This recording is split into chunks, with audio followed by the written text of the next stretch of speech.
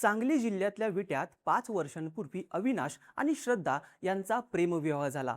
पण लग्नाच्या 4 वर्षांनी अविनाशची चॉईस बदलली. त्याला आता तृतीयपंथी व्यक्तींमध्ये रस यायला लागला. श्रद्धानं अविनाशच्या तृतीयपंथीयांशी असलेल्या संबंधांना विरोध केला.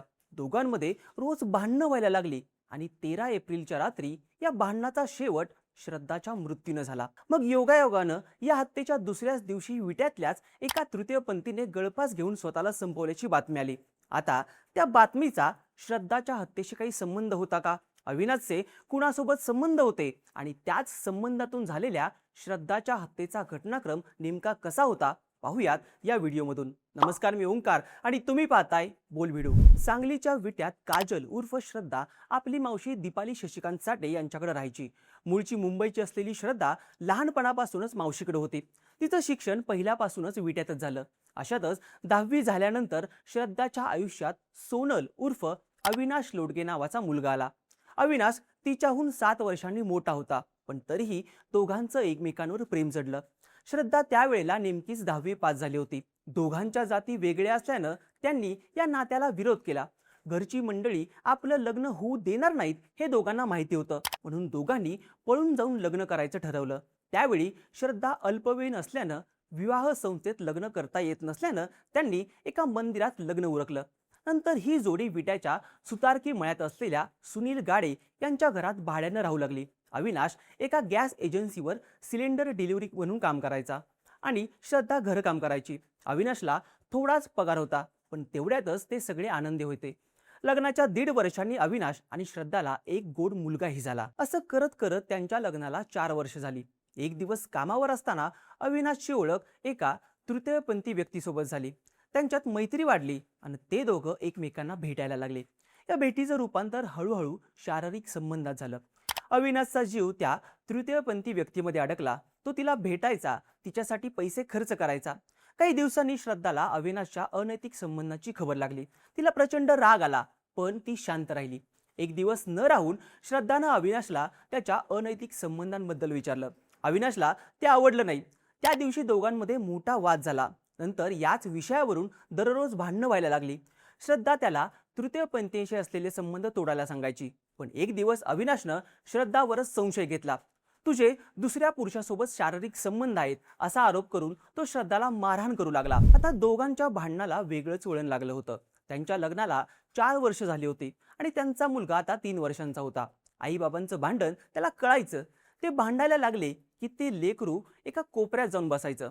पण दिवसागणिक अविनाशनं तृतीयपंथी व्यक्तीसोबत जवळीक अजून वाढवली आणि श्रद्धाच्या चारित्र्यावर संशय घेणं सुरूच ठेवलं. अशातच विट्यात अष्टमीची यात्रा सुरू झाली. त्यांच्या लहान मुलानं हट्ट केल्यानं 13 एप्रिलच्या संध्याकाळी ते तिघं यात्रेला गेले.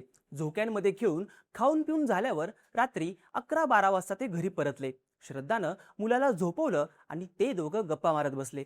बोलता बोलता तृतीयपंथी व्यक्तीचा विषय निघाला. श्रद्धानं त्याला नाच सोडायला सांगितलं, पण अविनाशनं आधीसारखंच तिच्या चारित्र्यावर संशय घेतला. हळूहळू दोघांचा वाद वाढत होता.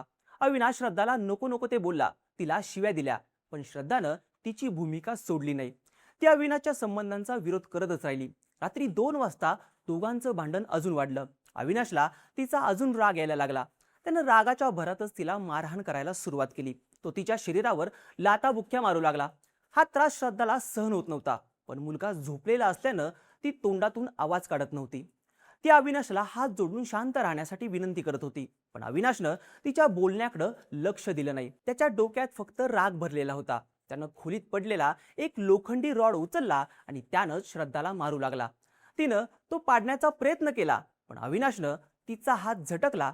या आवाजानं झोपलेला मुलगा उठला, पण काहीच न बोलता तो एका कोपऱ्यात शांत बसून राहिला. अविनाशनं श्रद्धाला जमिनीवर पाडलं. तिच्या हातावर, पायावर, पाठीवर, छातीवर जागा दिसेल तिथं लोखंडी रॉडनं वार केले. एकावर एक होणारे वार अडवण्याचा श्रद्धाने पुरेपूर प्रयत्न केला, पण अविनाशच्या शक्तीपुढं तिचे प्रयत्न कमी पडले. तब्बल 1 तास मारहाण केल्यानंतर मध्यरात्री 3 वाजता रागाने लालबुंद झालेल्या डोळ्यांनी श्रद्धाकडे पाहत अविनाशनं तिचा कायमचा काटा काढायचं ठरवलं. आता त्याच्या हातातला रॉड थेट श्रद्धाच्या डोक्यात होता. तिच्या नाकावर, डोळ्यांवर, कपाळांवर रॉडचे फटके बसू लागले. तिच्या चेहऱ्यातून रक्त वाहू लागलं. श्रद्धा वेदनेनं ओरडत होती, पण अविनाश थांबला नाही. त्याच्या हातातल्या रॉडचा एक फटका श्रद्धाच्या मानेच्या वरच्या भागात लागला. तो फटका एवढ्या जोरात लागला होता की श्रद्धानं हातपाय हलवणं बंद केलं. तिचा जीव गेला होता म्हणून ती निश्चित पडली होती. अविनाश, श्रद्धा आणि त्यांचा 3 वर्षांचा मुलगाही अगदी चिडीचूप. अविनाशच्या हातातला लोखंडी रॉड श्रद्धाच्या रक्तानं लाल झाला होता. खोलीमध्ये सगळीकडे श्रद्धाचं रक्त पसरलेलं होतं. 3 वर्षांचा लहान मुलानं त्याच्या आईच्या हत्येचा थरार पाहिला होता. अविनाशनं आता थंड डोक्यानं पुढचा प्लॅन बनवला. त्यानं श्रद्धाचा मृतदेह तसाच ठेवला, आपला मोबाईल घरातच सोडला, मुलाला खोलीच्या बाहेर आणलं आणि दाराची कडी बाहेरून लावून घेतली. केलेला गुन्हा सगळ्यांना माहीत होणार म्हणून त्याला फरार व्हायचं होतं. पण मुलाचा बंदोबस्त केल्याशिवाय त्याला कुठंच जाता येणार नव्हतं. मग अविनाशनं सकाळी 4 वाजता मायाक्का नगरमध्ये राहणाऱ्या आपला मित्र रोहित कोरडेचं घर गाठलं.